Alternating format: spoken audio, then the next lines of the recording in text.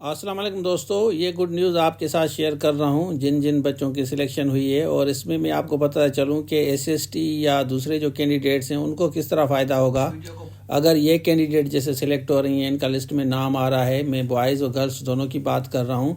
ये मैं आपके साथ एक रिज़ल्ट शेयर करता हूँ, उसके बाद मैं आपके साथ एक बात शेयर करता हूँ कि काफ़ी कैंडिडेट जो एसएसटी की तैयारी कर रहे हैं उनको किस तरह फ़ायदा होगा अगर इनकी सिलेक्शन, ये वाले जो कैंडिडेट हो रहे हैं अगर इनकी सिलेक्शन हो रही है।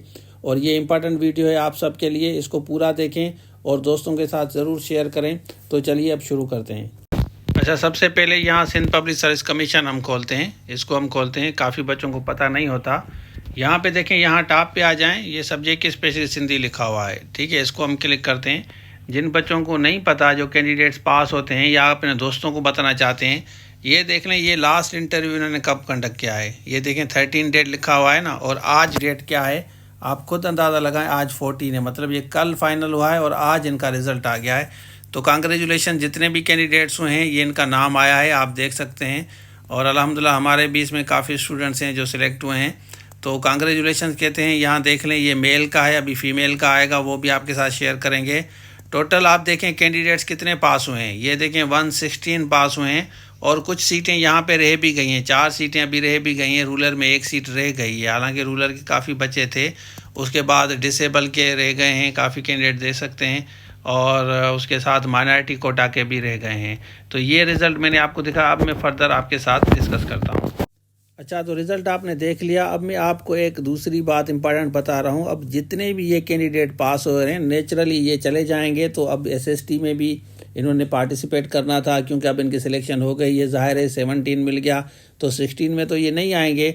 तो देखें, ये कॉम्पिटेंट कैंडिडेट्स हैं, कॉम्पिटेंट आप भी होंगे, लेकिन जो एक्स्ट्रा कॉम्पिटेंट होते हैं, हद से ज़्यादा मेहनत करते हैं, क्रेज़ी होते हैं, वो यहाँ से अब निकल गए।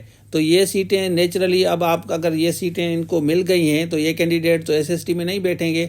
तो ये अपॉर्चुनिटी आप लोगों के लिए जो नॉर्मल स्टडी वगैरह करते हैं बच्चे, क्योंकि काफ़ी हार्ड वर्किंग होते हैं, काफ़ी मेरी तरह होते हैं। दिल करता है तो पढ़ते हैं, दिल नहीं करता तो नहीं पढ़ते। तो अब आपको पता चलूँ कि लेक्चरर में भी जो पहले सिलेक्ट हुए हैं वो भी चले गए। अब लेक्चरर में काफ़ी दूसरे भी होंगे, लेकिन नेचुरली आप एसएसटी में भी बैठेंगे, लेक्चरर में भी बैठेंगे, एचएम के लिए भी आप पार्टिसिपेट करेंगे। तो ये गुड न्यूज़ उन बच्चों के लिए है जिनकी सिलेक्शन तो हो गई है, उनको तो हम ऑलरेडी हमने कांग्रेचुलेट किया है और अगेन हम उनको कांग्रेचुलेट कहते हैं।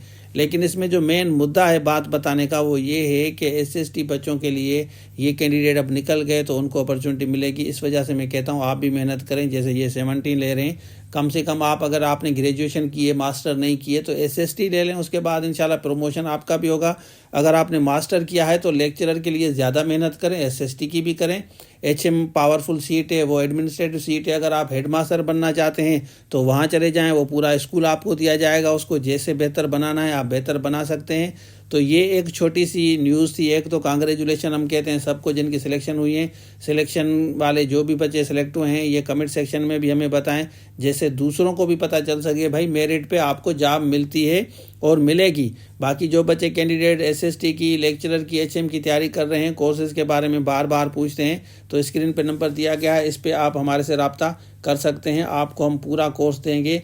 तैयारी आप अभी से स्टार्ट करें, देखें वेट ना करें। वेट करते हैं तो आपका टाइम वेस्ट होता है। तो ये था आज के लिए। Thank you so much. Allah हाफिज़।